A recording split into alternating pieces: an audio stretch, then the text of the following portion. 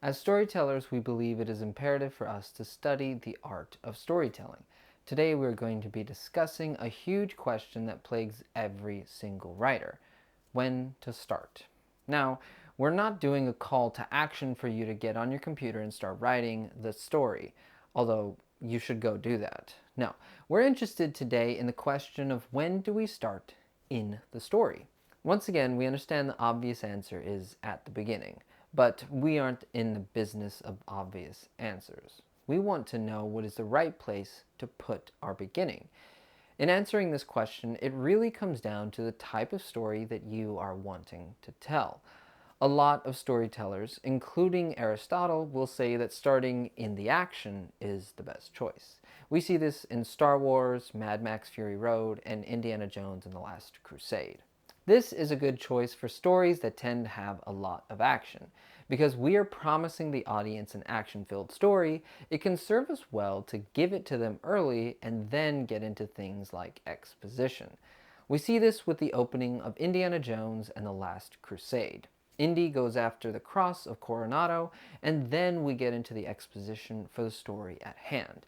Now, the question we have is why?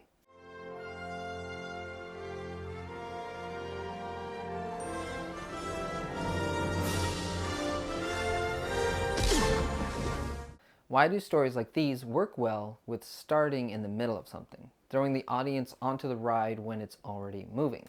The answer is not that these stories are only visual and therefore the audience doesn't need to know anything beforehand to understand the story. It's because these stories are trying to get the audience to root for the hero immediately. And because the storytellers believe that they can get the audience to do so without knowing much about the characters.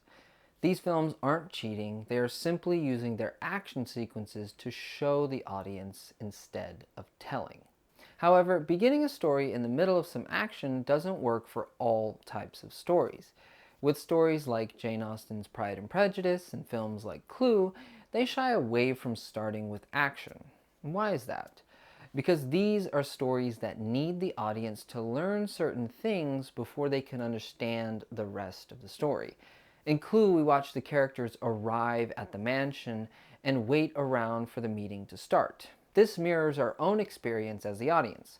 We wait with them for the action to start. Some more patiently than others, but we must wait. Stories that start before the actions of the story take place do so because we need to know all that information to understand it. Now, this is not to say that characters shouldn't have backstory or things that have happened in the past. Every story needs that. But these are stories where every important event happens during the time between the start and the end of the story. Austen doesn't start the story after Mr. Darcy visits for the first time, just like Clue doesn't start after the characters have all arrived and are in the lounge. Meeting the Bennet family before the first appearance of Mr. Darcy and the arrival of each character in Clue are integral to the stories. It allows us to know all the pieces on the board before the game gets started.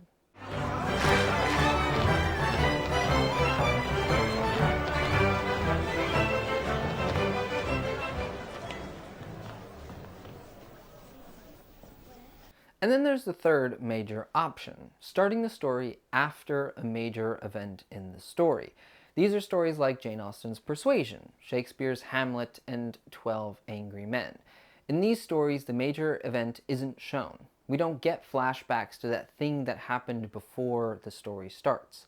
And this is particularly useful when information is key to not just the story, but the characters in the story.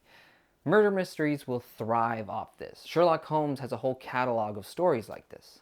In Persuasion, the two characters dance around the information that they both hold so close to their hearts, but neither of them wants to tell the other in fear that their hearts will be shattered again. We are acquainted. Really? But Anna's never said a word about it. It was a long time ago. You were away at school. Starting the story after a major event, like Hamlet's uncle killing his father, makes it a story of Hamlet trying to figure out the truth and then trying to get revenge once he does figure it out.